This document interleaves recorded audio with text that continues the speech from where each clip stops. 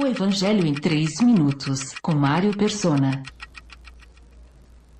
Qual destes 3 comportamentos você diria que é a desgraça maior da humanidade? A criminalidade, o terrorismo ou a religiosidade? Criminalidade é uma praga, não há como negar. Porém, exceto nos casos de ódio ou paixão, os criminosos podem agir pela fome causada pela falta de emprego, por vagabundagem de quem não quer trabalhar, ou pelo desespero de sustentar um vício. Aí no processo, o meliante pode matar se ele perder o controle ou se ele tiver um ego maior do que a sua inteligência e quiser se gabar depois de ter feito algo que não vai trazer vantagem alguma para ele, mas só vai aumentar a sua pena caso ele seja preso. Já o terrorismo, ele tem razões ideológicas, embora também apele para os instintos naturais do ser humano de sede, de poder, de controle, de crueldade. A questão é que o terrorismo é relativo, não é? Pois só são considerados terroristas os que falharam. Quem se deu bem é chamado de herói, como foram os fundadores dos Estados Unidos e também do atual Estado de Israel, ou os que chegaram ao poder de uma nação já constituída, como no caso do Brasil. Às vezes, as razões ideológicas podem se misturar com religiosidade, que é a terceira opção de desgraça da humanidade.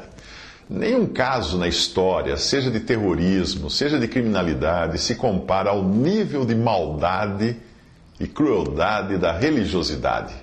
Se você estranha a minha afirmação, repare que foram os zelosos religiosos judeus que condenaram à morte Jesus, o Filho de Deus. Que crueldade maior que essa? Depois de resistirem à graça de diferentes formas no capítulo 2 do Evangelho de Marcos, eles voltam a atacar neste capítulo 3 com uma aplicação equivocada do sábado da lei mosaica. No capítulo anterior, Jesus tinha deixado muito claro que o sábado foi feito por causa do homem, e não o homem por causa do sábado. Isso está em Marcos 2:27. Agora, nenhum desses zelosos sabatistas está interessado no bem-estar do homem com uma das mãos atrofiadas, não. Eles buscam um motivo para acusar Jesus, por isso observam atentamente para ver se ele iria curá-lo no sábado. Marcos 3, de 1 a 2, diz isso. Os religiosos judeus conhecem de cor a lei de Moisés, mas não a lei de Cristo, que em Gálatas 6:2 foi assim, deste modo enunciada: levem os fardos pesados uns dos outros e assim cumpram a lei de Cristo.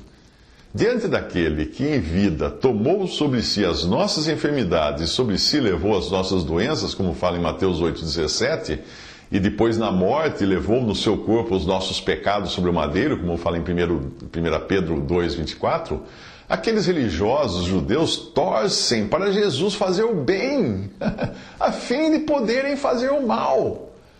O que é permitido fazer no sábado, o bem ou o mal? Salvar a vida ou matar? Pergunta Jesus. Mas eles ficam em silêncio, porque a sua religiosidade tem outro objetivo: tramar no sábado como poderiam matá-lo. Marcos 3, versículo 6. Visite 3minutos.net.